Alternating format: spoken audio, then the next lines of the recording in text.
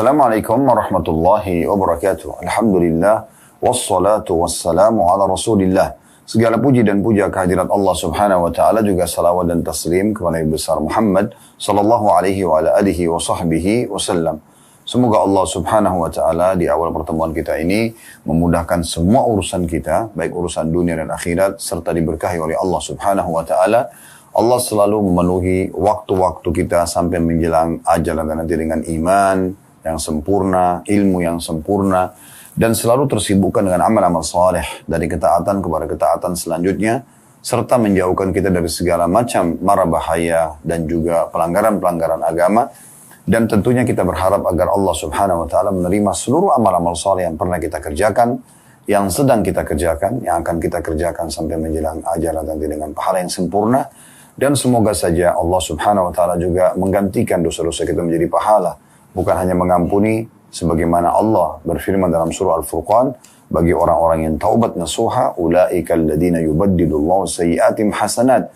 Mereka adalah orang-orang yang Allah ganti dosa-dosa mereka menjadi pahala. Dan kita berharap itu tentunya. Dan selalu kita berdoa juga agar Allah menjaga negeri kita, kemakmurannya, ketentramannya, kemerdekaannya, persatuan dan kesatuannya. Dan Allah berikan petunjuk para pemimpin menjalankan tugas dan amanah dengan baik, serta juga menjadikan masyarakat negeri kita masyarakat yang selalu bergotong royong, peduli dengan agama mereka, jauh daripada pelanggaran-pelanggaran, sehingga jauh juga dari azab Allah subhanahu wa ta'ala. Allah subhanahu wa ta'ala juga memudahkan kita agar selalu taat dan juga bergotong royong dengan pemerintah selama bukan maksiat kepada Allah subhanahu wa ta'ala, sehingga negara kita selalu maju, makmur dan menjadi contoh bagi negeri-negeri yang lain. Setelah juga kita selalu doakan saudara kita di Palestina, terus secara khusus Gaza dan Rafah, dan dimanapun di muka bumi yang sedang tertindas. Semoga Allah ikhlaskan niat mereka, terima para syuhada mereka, mulakan Islam di tangan mereka dan tangan kita semua, dan semoga Allah ikut sertakan kita bersama mereka di pahala, baik dengan doa, dengan harta, juga dengan jiwa kita. Dan semoga Allah menyatukan kita semua di surga Firdausnya tanpa hisab, semoga disatukan dalam majlis ilmu yang mulia ini. Allahumma amin. Baik teman-teman sekalian, kita akan melanjutkan bedah buku kita biasa setiap pekannya di hari Kamis, 100 ide praktis mendidik keluarga menjadi soleh, yang ditulis oleh Abdul Latif bin Hajiz Al-Ghamidi hafizahullah. Dan kita akan masuk ke poin ke-12 ya, dari 100 ide ini, dan kita masih berada di subbab ya, dari 100 ide ini adalah ilmu. Kita masih berbicara masalah ilmu. Dan kita coba mengingatkan kembali teman-teman sekalian di subbab ilmu ini dari 100 ide ya, yang akan disampaikan oleh penulis. Dalam ilmu ini beliau mengatakan yang pertama, jangan lupa mengadakan kajian harian minimal mingguan ya. Kemudian materinya juga diragamkan, divariasikan. Boleh sirah nabawi, boleh juga masalah fikih, terkadang akidah, terkadang adab, terkadang ya juga keutamaan akhlak atau sifat-sifat utama, dan juga bagaimana kajian ini mendidik kedisiplinan keluarga dalam urusan waktu dan tempat, menambah ilmu mereka, meneruskan amal perbuatan mereka, menguatkan hubungan sebagian anggota keluarga dengan sebagian yang lainnya, serta menambahkan kepercayaan mereka kepada pemimpin mereka, yaitu sang ayah dan ibu yang ada di rumah. Kemudian yang kedua, menghafal Al-Quranul Karim, yaitu menentukan ayat atau beberapa ayat yang diberikan sebagai kewajiban pagi hari bagi anggota keluarga. Kemudian ada tasmi' atau pendengaran atau didengarkan hafalan-hafalan tersebut. Ini juga sudah kita jelaskan panjang lebar. Kemudian juga diprogramkan untuk murajaah, agar dijadikan sebagai program keluarga dalam ilmu ini, murajaah hafalan Al-Quran. Yang ketiga, menghafal hadis-hadis Rasulullah SAW dan dipilihkan hadis-hadis yang sesuai dengan mereka dan kebutuhan mereka, sesuai dengan umurnya, sesuai dengan kondisinya. Ya, kalau misalnya dimulai dari hadis-hadis bab tentang bab sholat misalnya, maka hadis-hadis itulah yang dihafal ya, dan diprioritaskan hadis-hadis yang pendek dulu. Terus saja dijadikan sebagai program hafalan dalam keluarga. Yang keempat, membuat perpustakaan di rumah yang berisikan buku-buku sesuai dengan semua tingkatan level anggota keluarga. Tentu ini juga ada panjang lebar ya. Kemudian yang kelima, mengadakan perpustakaan audio yang berisikan Ini karena penulis di sini menulis bukunya sudah cukup lama ya, waktu masa beliau masih menggunakan kaset-kaset. Kalau kita sekarang mungkin sudah tinggal menggunakan media saja, yang sudah sangat canggih tentunya sekarang, dengan coba ya mengumpulkan kumpulan-kumpulan ceramah ya dari para ustadz-ustadz, dari para syekh ya, yang memang kompeten di bidangnya, kemudian ya diperdengarkan kepada keluarga. Yang keenam, kisah-kisah ya, yang sering dibahas ya di antara anggota keluarga, dari kisah-kisah yang memukau, yang menggugah akal manusia dan meneguhkan iman dalam hati mereka. Seperti misalnya kisah-kisah ya tentang bala tentara Allah ya. Kasusnya misalnya tentang kisah tentara burung yang menghancurkan pasukan Abraha ya, pada saat dia ingin menghancurkan Ka'bah. Kemudian juga ada kisah Ashabul Ukhdud. Ini juga sudah kita jelaskan kisah Ashabul Ukhdud pada waktu itu ya. Dan kisah para nabi-nabi dan rasul dalam berjuang pada saat mereka memperjuangkan agama Allah Subhanahu wa taala, dari 25 nabi dan rasul. Yang ketujuh, berlangganan majalah dengan manhaj Islam yang sahih, baik itu yang mingguan atau bulanan atau musiman atau tahunan ya, yang memang itu sebagai alternatif tambahan bacaan. Jadi memang kalau kita lihat ini masalah ilmu, penulis ingin mengarahkan kepada kita selalu padat dengan kajian-kajian ilmu, gitu ya. Yang kedelapan, mendaftar pada halaqah-halaqah atau rumah-rumah tahfidz Quran. Ya, jadi kita juga libatkan di luar rumah, sehingga akhirnya mereka bisa ikut. Atau kita undang di rumah guru-guru tahfidz Quran. Intinya sebenarnya sih supaya mereka ya selalu aktif dengan Al-Quran. Tapi kalau kita ingin lebih menyempurnakan dengan adanya kegiatan tahfidz Quran di rumah, dan kemudian juga ada kegiatan interaksi dengan sekolah tahfidz atau TPA misalnya, atau yang semisalnya, yang memang khusus mengajarkan tentang masalah tahsin dan tahfidz ini, membenarkan bacaan dan juga menambah hafalan, maka itu sangat bagus, karena interaksi juga dengan orang dan melihat bagaimana level-level ya persaingan di antara mereka akan lebih memotivasi setiap orang di antara kita untuk menambah hafalannya. Yang kesembilan, menghadiri ceramah-ceramah umum di masjid dan tempat-tempat dakwah, serta juga daurah-daurah ya ilmiah, seminar-seminar misalnya ya, baik laki-laki ataupun keluarga. Kalau termasuk ada daurah keluarga, jangan luput untuk hadir dan mendengarkan, gitu ya. Dan ini penting sekali untuk menambah ya wawasan keislaman dari setiap anggota keluarga itu, dari yang kecil sampai yang besar. Alhamdulillah kemarin kita sempat mengadakan daurah keluarga. Itu ada materi buat orang dewasa, ada materi buat remaja, ada materi buat anak-anak, sehingga dimaksimalkan saat liburan Jumat, Sabtu, Ahad sekaligus untuk bisa belajar. Yang ke-10, mengundang sebagian dai dan penuntut ilmu untuk hadir ke rumah, lalu bertanya kepada mereka tentang hal diperlukan oleh anggota keluarga dengan bahasa langsung atau tidak langsung sesuai dengan keadaan. Ya, untuk ibu-ibu, misalnya untuk perempuan ada dai-dai muslimah, ya.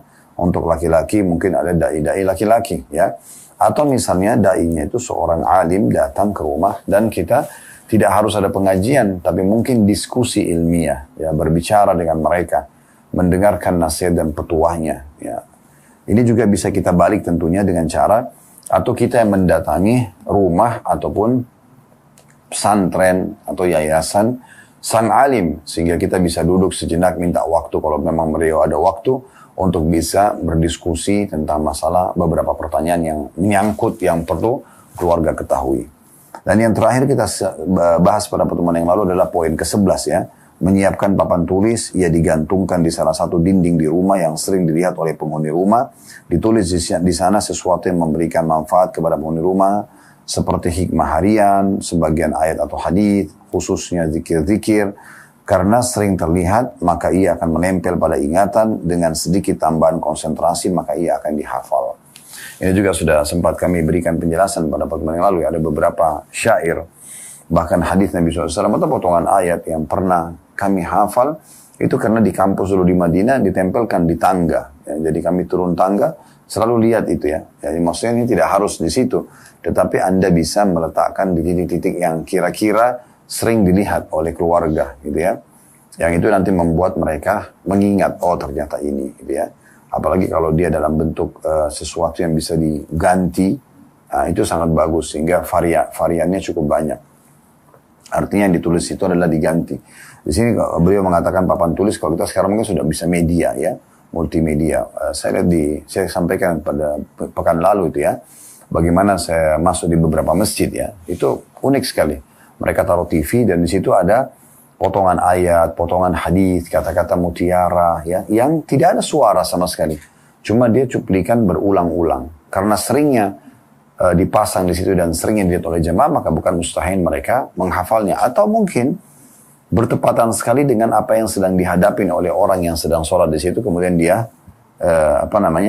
bisa mengambil pelajaran. Seperti saya pernah masuk satu masjid di daerah Bekasi, itu ada ayat Al-Quran, Inna wa'dallahi haqq, ya, sesungguhnya janji Allah itu adalah benar. Begitu saya sebenarnya dengan terjemahannya, sesungguhnya janji Allah itu benar, dan ada pemandangan sedikit padang pasir di situ. Itu sangat menarik ya, sangat menarik itu. Kemudian beberapa ayat-ayat tentang masalah rezeki, ya, tentang masalah takdir Allah, hadis-hadis Nabi SAW yang menjelaskan tentang hinanya dunia dan kita akan melaluinya, pastinya kematian. Nah semua itu akan sangat baik dan bisa menggugah tentunya ya. Ya paling tidak mungkin kalau di rumah ya, pengganti juga ini bisa TV kita. Kalau TV di rumah itu selalu kita putar ceramah-ceramah ya, dari sekarang media sudah ada, dari YouTube, dari Instagram yang non-stop dengan tilawah Al-Quran ya. Seperti kami di YouTube itu sudah buat 24 jam ceramah kami selalu continue gitu kan, di KHB atau Khalid Basarama Official, yang kalau Anda datang di akun resmi kami di YouTube akan Anda temukan 24 jam berputar. Jadi seperti TV juga sebenarnya, yang bisa Anda putar sepanjang waktu di rumah Anda, dan insya Allah itu akan memberikan manfaat yang besar ya. Mungkin Anda luput mendengarkan ceramah yang satu, mungkin Anda akan dengarkan ceramah yang lainnya. Mungkin Anda luput mendengarkan azan duhurnya, mungkin azan asarnya Anda bisa dengarkan misalnya. Termasuk kami juga sudah memutarkan terjemahan khutbah Jumat dari Masjid Haram Mekah setiap hari Jumat ya. Tentu kita di sini sudah sore hari ya. Itu juga Anda bisa dengarkan terjemahannya sehingga Anda tahu pesan-pesan mutiara ilmu yang disampaikan oleh para imam-imam haram yang mulia gitu kan. Dan sekian banyak poin-poin manfaat yang bisa Anda dapatkan. Baik, kita akan masuk teman-teman sekalian sekarang ke ide yang ke-12 dalam bab ilmu ya, yaitu musabaqah ilmiah dengan menyiapkan beberapa pertanyaan yang sesuai dengan kemampuan dan keahlian mereka, dan tentu dengan hadiah yang menarik. Jadi ini musabaqah ilmiah maksudnya adalah kayak kita teka-teki ya, atau perlombaan ilmiah bisa dengan memberikan materi dulu. Misalnya kita berikan kesempatan peserta anggota keluarga untuk menghafal nama-nama surah Al-Quran misalnya. Ada 114 surah, kita bisa minta mereka menghafal misalnya 10 surah dulu. Dikasih waktu 10 menit misalnya, atau 15 menit lah. Setelah mereka menghafal 10 surah, lalu kita adakan pertandingan ya. Siapa yang menjawab akan diberikan hadiah. Kita menyebutkan misalnya potongan ayat dalam surah tertentu, lalu dengan terjemahannya, lalu kemudian kita jadikan musabaqah hadis Nabi SAW ya, kemudian nama-nama 10 sahabat yang masuk surga, nama-nama istri Nabi ya, ini semua nama-nama Nabi-Nabi yang 25, ini semua bisa jadi bahan musabaqah ilmiah ya. Waktu terbaik adalah kata beliau saat tamasya atau rekreasi di luar rumah. Ini untuk memanfaatkan waktu dengan sesuatu yang berguna, menanamkan persaingan dalam kebaikan di antara mereka dan menyampaikan ilmu kepada mereka secara tidak langsung. Nah, kalau kita bicara, kalau penulis memberikan masukan di sini adalah bagaimana di saat lagi perjalanan atau rekreasi, mungkin maksudnya adalah di saat perjalanannya ya. Karena orang kalau sudah tiba di lokasi mungkin masing-masing punya aktivitas, diberikan juga kesempatan anggota keluarga untuk menikmati udara, pemandangan ya. Fasilitas Anda di hotel misalnya atau di penginapan itu oke ya. Tapi di sini maksudnya di mobil bisa diputarin ceramah, bisa diputarin tilawah, dan saya selalu ingatkan ya.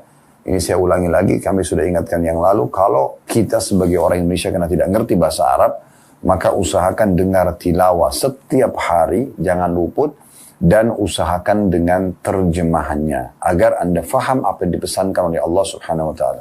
Sekali Anda dengar, mungkin Anda masih kadang-kadang lupa. 2 kali, 3 kali, 5 kali, 10 kali Anda dengar, Anda sudah ingat, oh ayat ini pernah saya dengarkan pesannya. Itu kalau Anda rutin terus mendengar, bukan mustahil hampir seluruh Al-Quran Anda sudah bisa atau biasa mendengarnya, dan akhirnya Anda tahu pesan Allah Subhanahu wa ta'ala. Nah, ini penting sekali untuk dihidupkan tentunya. Disebutkan dalilnya dari Ibnu Umar radhiyallahu anhuma, dia berkata, bahwasanya Rasulullah SAW bersabda, "Akhbiruni bi syajaratin mathaluha mathalul muslim, tu'ti ukulaha kulla hinin bi'idni rabbiha, wa la tahuttu waraqaha, fawaqa'a fi nafsi annaha an-nakhla, fakarihtu an atakallam, wa thamma Abu Bakrin wa Umaru, falamma lam yatakallama, qala Rasulullah SAW, hiya an-nakhla, falamma kharajtu ma'abi, qultu ya abataya, ya abatah, waqa'a fi nafsi annaha nakhla, qala ma mana'aka an taqulaha, law kunta qultaha kana ahabbu ilayya min kadha wa kadha." Kabarkanlah kepadaku, kata Nabi SAW, tentang sebuah pohon yang perumpamaannya adalah seperti seorang muslim. Ia memberikan buahnya setiap waktu dengan izin Tuhannya dan daunnya tidak gugur. Maksudnya buahnya sepanjang tahun ada. Ya, atau buahnya banyak sehingga selalu memberikan manfaat, serta daunnya tidak pernah gugur. Nabi SAW di sini coba melempar pertanyaan kepada para sahabat untuk mengajak mereka berpikir, bersaing, bertanding di sini tanda kutip untuk memberikan jawaban, sehingga tidak selalu monoton caranya dalam menyampaikan dan orang cuma mengambil menerima saja, tetapi juga divariasikan dengan melempar pertanyaan dan melihat respon mereka. Ya. Ibnu Umar radhiyallahu anhu, anaknya Umar, dikenal dengan Abdullah bin Umar ya, yang meriwayatkan hadis ini mengatakan, aku menduganya kurma. Aku yakin itu pohon kurma. Dan itu benar memang pohon kurma. Karena pohon kurma buahnya banyak, melimpah dan bermanfaat. Orang semua suka kurma. Dan memang daunnya itu tidak pernah rontok karena daunnya kuat. Ya. Namun kata Ibnu Umar, aku menduga kurma dan namun aku malu untuk menjawabnya karena di majelis itu ada Abu Bakar dan Umar yang hanya diam dan tidak menjawab. Karena ada orang-orang senior nih. Ya, mereka tidak menjawab, maka masa saya anak kecil jawab, karena waktu itu Abdullah bin Umar masih kecil sekali. Ya. Maka Rasulullah SAW bersabda, ia adalah pohon kurma. Manakala aku meninggalkan majlis bersama ayahku, maksudnya Umar bin Khattab, aku berkata, ayahku, tadi aku menduga bahwa ia adalah kurma. Maka ayahku berkata, mengapa kamu tidak menjawabnya? Seandainya kamu menjawabnya, maka jawaban yang aku sukai dibandingkan ini dan itu. Diriwayatkan oleh Bukhari. Dari hadits ini teman-teman sekalian, kita bisa ambil pelajaran banyak sekali. Yang pertama, bijaksananya Nabi SAW dalam menyampaikan wahyu. Beliau bisa saja langsung menyampaikan misalnya, sesungguhnya orang muslim itu seperti pohon kurma. Buahnya bermanfaat, banyak, melimpah, dan orang semua suka, plus daunnya nggak jatuh. Selesai. Jadi orang sudah ambil satu kesimpulan, oh berarti orang muslim itu selalu memberikan manfaat kepada orang lain, karena dia akan selalu coba mengejar pahala yang belum dapat hidayah supaya dapat hidayah, yang sudah dapat hidayah selalu semangat dan konsisten. Dan dia tahu dengan dia membantu orang itu memberikan masukan, maka secara otomatis dia akan dapat pahala. Mengingatkan orang tentang sholat atau apa saja menjadi penyebab hidayah sampai kepada dia, maka yang menyampaikannya akan dapat pahala sesuai dengan sabda Nabi SAW, "Man dalla ala khairin kana lahu mithlu ajri fa'il min ghairi an yanqus min ajri fa'ilihi syai'a."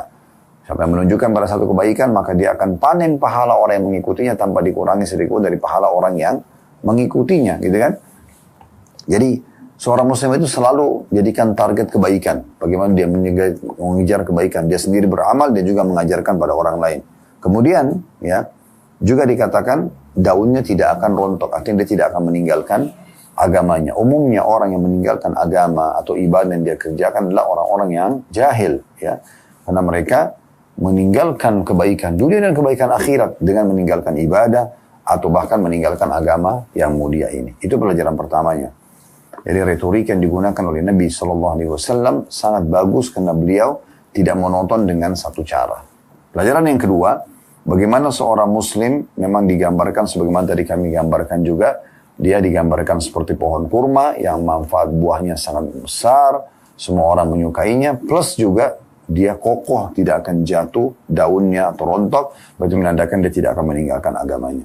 Kemudian pelajaran yang ketiga, pentingnya seseorang kalau dia merasa dalam sebuah majlis, dia tahu jawaban sebuah pertanyaan, tapi di situ memang ada orang yang lebih dituakan, yang kira-kira memang mungkin khawatir menyinggung mereka, ya, atau menganggap remeh mereka, maka dia menurunkan niatnya. Itu dibolehkan, ya.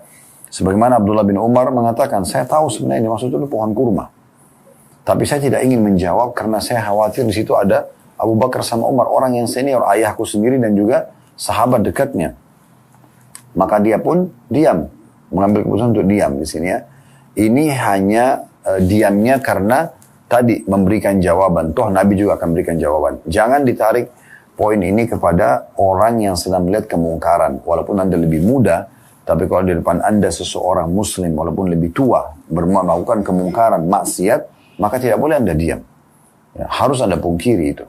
Ya, tetapi di sini dimaksud bukan masalah kemungkaran. Hanya saja Nabi SAW ingin menanyakan siapa kira-kira yang tahu ya, pohon yang diperumpamakan sebagai seorang muslim. Buahnya bermanfaat, ya, banyak, melimpah, dan juga daunnya tidak rontok. Dan sebenarnya dari pertanyaan ini, Nabi SAW akan memberikan jawaban. Sahabat tidak jawab pun, akan memberikan jawaban sebagaimana dalam hadits ini. Atau kalau sahabat jawab, beliau akan membenarkan kalau memang itu benar. Kan gitu. Jadi ini bukan masalah kemungkaran. Kalau kemungkaran, kesalahan agama, wajib diingatkan. Nggak bisa tidak. Ya, seperti itulah.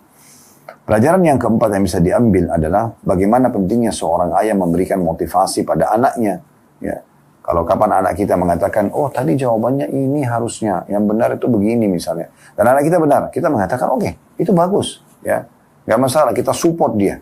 Di sini waktu Abdullah bin Umar bilang sama ayahnya, wahai ayahku, sebenarnya tadi waktu Nabi tanya itu saya sudah tahu jawabannya. Jawabannya sebenarnya adalah pohon kurma. Lalu Umar memotivasi mengatakan, kenapa kau tidak katakan? Kalau kau katakan lebih aku cintai daripada ini dan itu. Maksudnya lebih baik kau jawab dan itu akan membuat aku sendiri bangga dengan itu. Ya, dan akhirnya juga membuat jawabannya benar. Orang lain bisa ambil pelajaran, bisa juga jadi pahala buat kamu. Nah ini kan berarti dukungan seorang ayah kepada anaknya. Nah ini pelajaran penting dari riwayat ini tentunya. Ya. Lalu penulis mengatakan di penutupan poin nomor 12 ini, pertanyaan bukan bermaksud membuktikan kebodohan, akan tetapi bertujuan menyampaikan ilmu melalui tanya jawab. Nah ini yang sedang disampaikan pesannya. Karena kan di sini dikatakan musabaqah ilmiah. Jadi perlombaan ilmiah ya. Jadi lempar pertanyaan itu sangat bagus ya. Nanti di sini kalau Anda punya anak-anak misalnya, Anda lemparkan pertanyaan tersebut, yang satu jawab, yang satu tidak jawab. Nah, maka kalau Anda memberikan support kepada yang jawab, jangan sampai Anda membuka pintu menghina yang tidak menjawabnya. Ya. Jadi jangan sampai bilang, oh ini hebat nih, tapi ini kalau kamu bodoh, nah itu jangan. Ya. Tetapi kita memberikan support dan kita mengatakan, oke, sekarang si fulan yang berhasil jawab. Nanti insya Allah pertanyaan selanjutnya si fulan jawab ya. Kita kayak nyinggung adiknya supaya dia juga mau terlibat. Nah seperti itulah. Dan yang paling baik tadi saya bilang, kalau kita mau buat musabaqah, ya, jangan cuma sekedar melemparkan pertanyaan, tetapi bagaimana kita bisa memberikan materi dulu. Itu bagus sekali ya. Tadi saya bilang contoh misalnya kita menyebutkan dari 114 surah Al-Quran, kita pilih 10 surah secara berurut misalnya.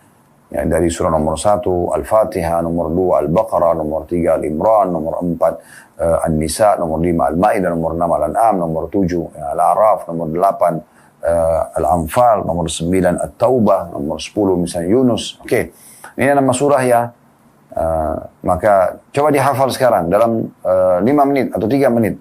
Lalu kemudian kita adakan musabaqah. Atau kita lebihkan misalnya surah ini 10. Lalu kita datangkan juga hadis ini. Kita sebutkan hadis misalnya, ya, man la yarham la yurham, siapa yang tidak mengasihi maka tidak akan dikasihi, sabda Nabi SAW. Kita datangkan 2-3 hadis misalnya ya. Kemudian setelah itu kita suruh mereka hafal dan mungkin kita tambahkan tadi dengan nama istri-istri Nabi, ya, varian kan, ya, dari Al-Quran, dari hadis Nabi SAW, dari sejarah ataupun biografi sahabat ya, nama istri-istri Nabi Ummahatul Mukminin, nama 10 orang yang dijamin masuk surga, nama 25 Nabi dan Rasul misalnya. Maka itu sangat bagus ya. Itu kita datangkan lalu kemudian kita kasih mereka waktu untuk menghafal 15-20 menit lalu kita adakan musabaqah dengan menyiapkan hadiah. Baik, kita masuk teman-teman sekalian di ide praktis mendidik keluarga saleh di subjudul yang pertama itu masalah ilmu, poin ke-13. Kaum laki-laki mendengar khutbah Jumat, kajian dan nasihat di masjid-masjid dan lainnya. Lalu, mana bagian keluarga darinya? Untuk menyampaikan manfaat kepada mereka, hendaklah bapak atau suami meringkas apa yang dia simak dalam benaknya, atau pada secari kertas untuk dia sampaikan kepada keluarganya. Apa yang dia dengar terpatri dalam benaknya. dan keluarga yang tidak mendengarnya secara langsung tetap bisa mengambil faedah darinya. Di sini tentunya teman-teman sekalian, secara ilmiah, beliau ingin lebih dalam lagi memberikan masukan kepada kita semuanya, ya, dan semoga kita mudah untuk mengamalkan apa yang Anda dengarkan. Ceramah di radio, lagi di mobil, di media sekarang, apa sajalah. Jangan dikonsumsi sendiri. Bagaimana Anda bisa mengambil sebuah kesimpulan dari ceramah tersebut. Walaupun tidak total semuanya, tapi kira-kira yang paling menarik yang bisa menambah keimanan atau menyentuh kita secara keimanan, Anda coba ambil poin itu dan Anda jadikan sebagai sebuah pesan yang Anda bawa pulang ke rumah. Begitu juga pada saat khutbah Jumat, di sini maksudnya menulis di secari kertas, bukan pada saat khutbah sudah dikumandangkan, karena tidak boleh kita sibuk dengan aktivitas kecuali mendengar saja pada saat khutbah. Bahkan kata Nabi SAW, "Man massa hasa faqad lagha." Dan siapa yang memindahkan kerikil saja, maka dia sudah sia-sia, nanti kehilangan pahala Jumat. Oleh karena itu jangan dilakukan itu. Tapi setelah selesai Jumat, Anda bisa, teman-teman sekalian, mengingat, oh khutbah Jumat tadi isinya ini. Daripada dia berlalu begitu saja, Anda tulis poinnya. Yang Anda ingat saja. 1, 2, 3, 4, 5, lalu kemudian Anda bawa pulang pesan itu ke rumah.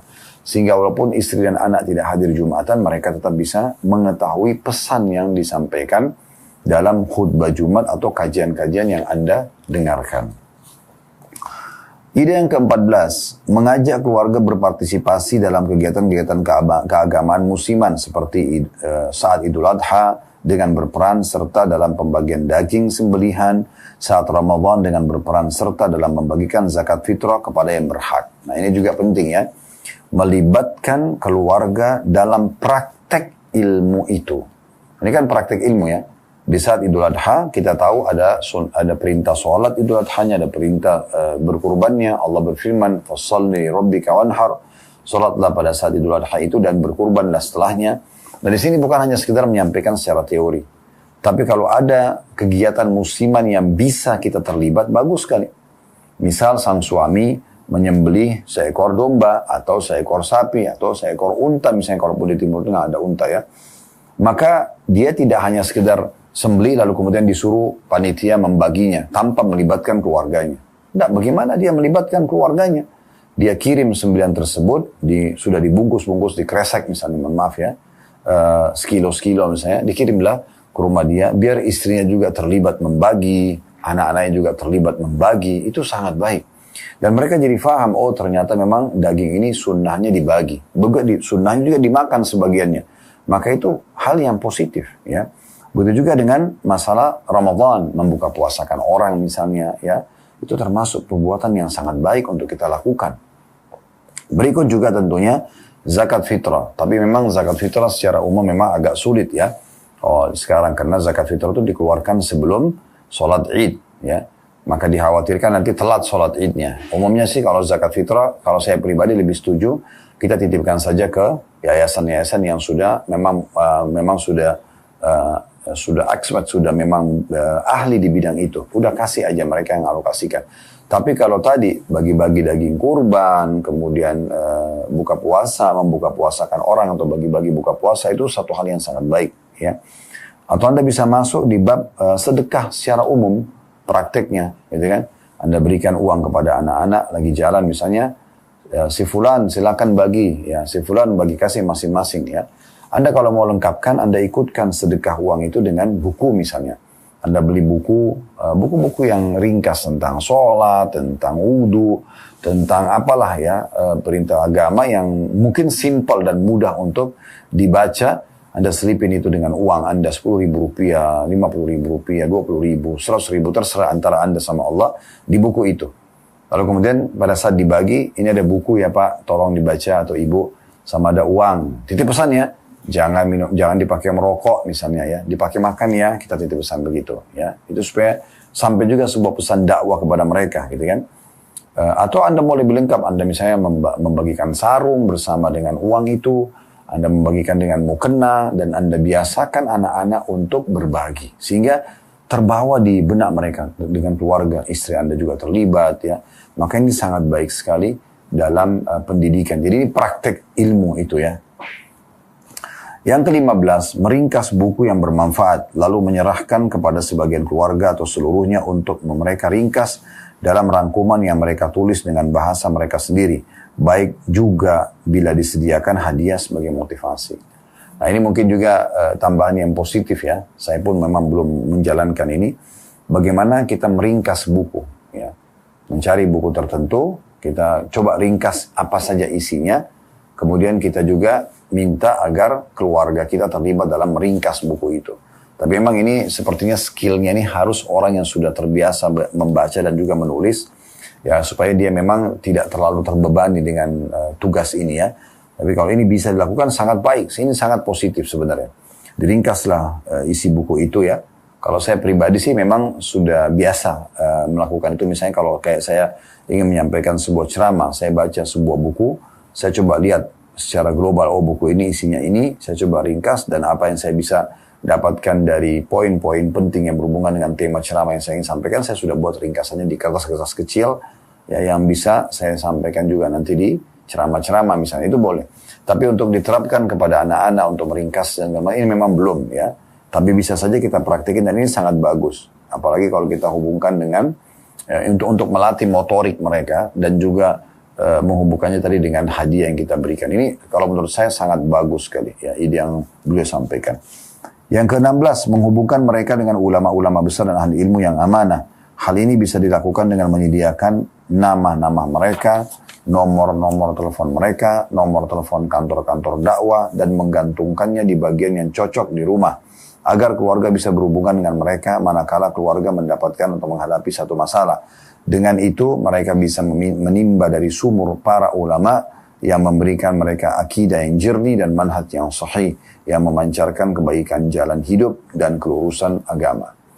Di poin ini mungkin sedikit kita tanggapi ya. Tentu tidak semua alim ingin nomor teleponnya tersebar di mana-mana ya. Karena memang kami pun pribadi pernah nomor itu sempat tersebar. Maka itu sudah sampai pada level mengganggu. Mengganggunya mungkin sudah tidak mengenal waktu. Kadang-kadang ada yang curhat, kadang-kadang ada yang bertanya, kadang-kadang juga ada yang hanya sekedar telepon, ya, kadang-kadang ini dan itu. Jadi cukup banyak hal-hal yang kadang-kadang tidak diperlukan. Saya khawatir poin ini malah mengganggu para dai-dai kita gitu ya. Tapi yang bisa kita lakukan misalnya, kalaupun memang dibuka lah satu nomor call center misalnya, kumpulan para dai-dai yang bisa kita konsultasi dan waktunya disebutkan dari jam sekian sampai jam sekian misalnya, itu bagus sekali ya. Itu sangat bagus. Di Masjidil Haram itu, kalau Anda sudah tahu, alhamdulillah. Kalau Anda belum tahu, di beberapa sudut dekat-dekat pintu utama masjid itu, ada telepon, kayak telepon model lama ya, telepon rumah model lama itu kalau Anda angkat, cuma angkat saja, itu memang untuk fatwa. Itu langsung connect kepada syekh-syekh yang standby di Masjidil Haram. Dan saya kenal Dr. Yusuf, salah satu mufti yang ada di situ itu, beliau memang selalu standby. Ya, setiap berapa saat beliau standby, berapa jam beliau standby dalam sehari dan bergiliran dengan para dokter-dokter yang lain dari Ummul Qura yang bertugas di Masjidil Haram. Itu memang diangkat langsung mereka salam dan lalu menanyakan ada masalah apa, kita tinggal konsultasi dan diberikan penjelasan. Nah ini mungkin kalau di Masjidil Haram. Tapi kalau kita mungkin bisa lebih tepat begini. Kita arahkan di masa kita sekarang kepada media para ulama, media mereka. Media siapa, seorang alim siapa, seorang dai siapa yang kompeten di bidangnya dan medianya tertata dengan rapi. Anda alihkan ke sana sehingga anak-anak kita, istri kita ya, itu mereka tahu mereka harus kembali kemana ya. Itu di saat Anda bukan seorang alim, tapi di saat Anda seorang alim Anda bisa menjelaskan secara langsung kan gitu. Kalau mereka bertanya kita tinggal menjawab pertanyaan mereka, itu sangat baik ya. Allahu a'lam. Yang ke-17, berusaha memiliki rumah tempat tinggal dekat dengan masjid, agar keluarga bisa mendengar azan, khutbah, nasihat, dan kajian. Dan mereka juga bisa berpartisipasi dalam kegiatan dakwah dan sosial yang diadakan di sana. Jadi kalau bisa, rumah kita Allah mudahkan, dapat rumah yang kita bisa pakai, yang dekat dengan masjid, yang bisa bermanfaat, yang kita bisa connect sama masjid itu ya. Selalu ada kontak sama masjid tersebut, apakah dengan sholat 5 waktu, apakah menghadiri kajiannya, atau misalnya mikrofonnya terdengar, sehingga akhirnya keluarga juga bisa mendengarkan khutbah Jumat, mendengarkan ceramah walaupun mereka dalam rumah. Maka itu sangat baik. Dan lingkungan masjid umumnya, lingkungan yang baik gitu ya. Karena orang sholat, orang berzikir, orang belajar agama, orang mengaji, maka semuanya baik. Ini satu metode pendidikan yang sangat bagus ya. Kalau Allah SWT mudahkan Anda adalah pemilik komplek tersebut dan Anda bisa fasumnya Anda bangunkan masjid, itu sangat bagus. Dan Anda buatkan program-program di sana, itu sangat bagus ya. Dan juga di sini bagaimana kita melibatkan anak-anak dalam masjid itu dibiasakan ya. Jadi kalau kita sholat di masjid, selama anak-anak itu bisa diajak saja ke masjid, terutama di umur-umur di mana mereka sudah tidak dikhawatirkan lari meninggalkan masjid ya. Karena kalau masih umur 3 tahun ke bawah, kadang-kadang 4 tahun, mungkin ini dikhawatirkan masih bisa keluar dari masjid dan dia bisa lari ke jalanan atau apa, itu kan berbahaya ya, malah mengganggu usia sholat. Tapi kalau sudah 5 tahun ke atas ya, yang mungkin dia juga punya kekhawatiran kalau dia tinggalkan lokasi, maka itu sudah gak masalah. Minimal dia melihat ramainya orang sholat, bagaimana tata cara sholat, bagaimana ada penyampaian kultum atau ceramah di masjid. Misal contoh, itu melibatkan mereka sangat baik, sehingga tertanamkan cinta masjid pada diri mereka. Itu poin ke-17 atau ide ke-17. Yang ke-18 tentunya ya, memanfaatkan waktu luang dan rekreasi untuk menambah ilmu agama mereka di samping ilmu-ilmu lainnya. Di sebuah kebun binatang, aku pernah melihat seseorang yang menugasi anak-anaknya untuk mencatat informasi ilmiah tentang setiap binatang atau burung yang dilihatnya. Apa yang ia makan atau minum, di mana ia hidup. Apakah ia tersebut dalam Al-Quranul Karim dan Sunnah Nabi SAW, apakah ia halal dimakan atau haram, dan apa alasannya. Apakah ia jina atau buas? Anak-anak berusaha dengan sungguh-sungguh, namun mereka ya tetap menikmati apa yang mereka lihat. Mereka mencatat apa yang mereka dengar. Mereka belajar sekaligus bermain. Maka aku merasa, ini kata penulisnya, prihatin terhadap orang-orang yang menghabiskan waktu mereka untuk main-main dan makan-makan tanpa mendapatkan kebersihan jiwa atau menambah ilmu yang bermanfaat. Nah, ini juga ide menarik ya. Mengajak anak-anak ke kebun binatang misalnya. Dan di kebun binatang itu kita memberikan masukan, ya, memberikan tugas di sini ya. Ini coba nama burungnya apa, gitu kan? Coba dihafal misalnya. Ya, kalau mereka bisa kita kasih pulpen sama kertas dan mereka menulisnya, coba tulis ya.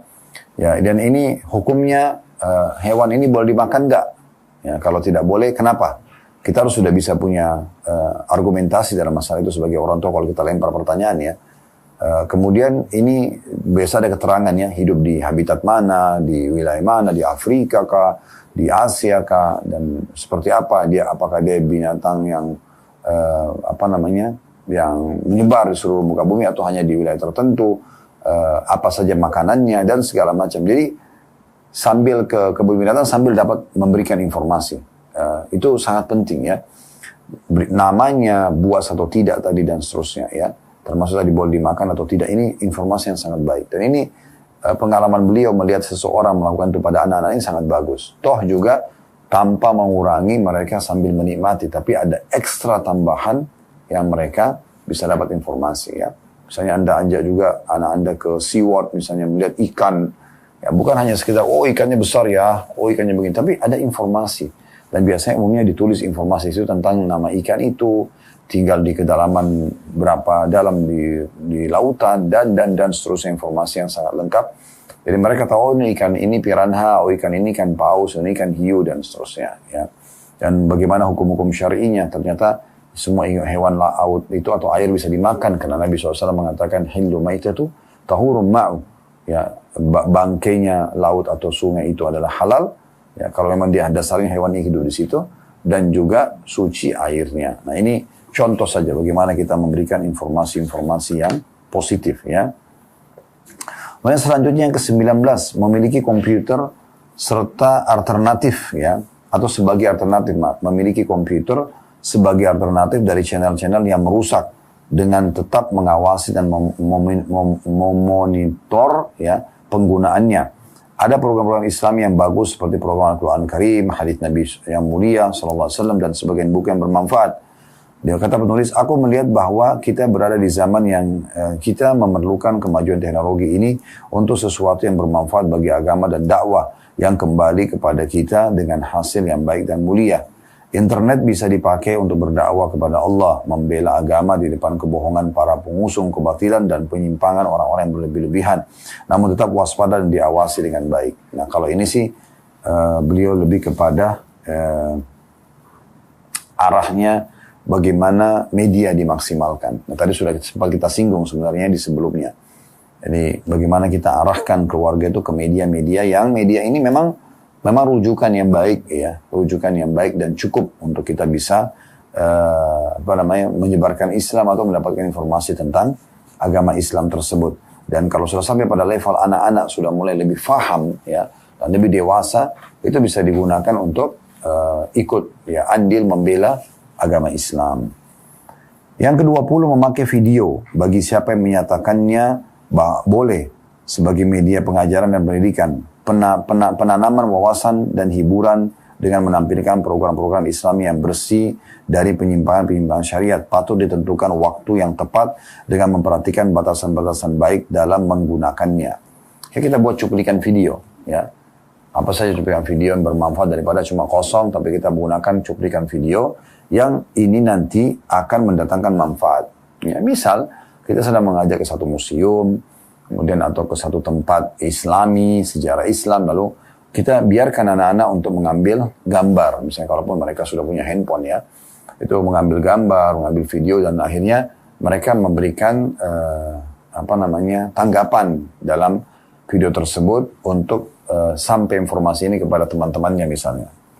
Yang ke-21, permainan yang mendidik, yang mengasah kecerdasan, menguatkan daya ingat, menambah ilmu, dan memberi kemahiran dari sisi akal dan pikiran seperti permainan bongkar pasang dengan tetap mewaspadai media-media permainan yang tidak bersih dari hal-hal yang diharamkan. Seperti gambar, judi, patung yang diharamkan, seruling, keyakinan-keyakinan rusak, salib, lonceng, dan sebagian dari syiar agama lain yang batil. Ya. Nah di sini di poin ke-21 ini, penulis ingin coba menambahkan medianya, media pendidikan. Jadi dengan cara datangkan media-media yang bermanfaat dalam pendidikan. Saya pernah mendatangi di satu tempat atau dua tempat kurang lebih di Rawamangun waktu itu. Saya coba cek dan saya temukan alamatnya. Memang satu tempat itu atau dua tempat itu penuh dengan edukasi yang Islami dan kreativitas yang sangat bagus, dari kayu, puzzle, susunan huruf hijaiyah, apalah segala macam, itu sangat bagus ya, sehingga melatih. Dan ini sesuai dengan level umur tentunya ya. Ada yang buat anak-anak, ada yang untuk remaja, ada yang untuk dewasa ya. Dan di sini tetap penting sekali dengan menghindari hal-hal yang bisa mengundang pada pelanggaran agama, seperti adanya gambar-gambar makhluk hidup ya, adanya di situ permainan judi ya, yang mengajarkan seperti sistem judi, atau ada patung yang diharamkan ya. Ini hati-hati dengan masalah boneka-boneka ya. Ini usahakan dihindari saja, walaupun ada sebagian pendapat ulama membolehkan, tapi juga jangan terlalu berlebihan karena selalu ada masalah ini. Atau adanya seruling ya, kita membeli seruling dan memberikan informasi tentang seruling tersebut, itu tidak perlu. Kita cukup mengatakan ini salah satu alat yang tidak dibolehkan dalam syariat dan seterusnya. Kemudian juga hati-hati dengan lonceng, salib ya. Ini termasuk kalau Anda lagi datang ke satu negeri atau satu kota, jangan sembarangan beli souvenirnya. Cek dulu ini Islam boleh atau tidak ya. Saya pernah diundang untuk hari ke Jepang oleh ke KBRI kita di sana beberapa tahun yang lalu dan ceramah waktu itu sekitar 10 hari pertama Ramadan.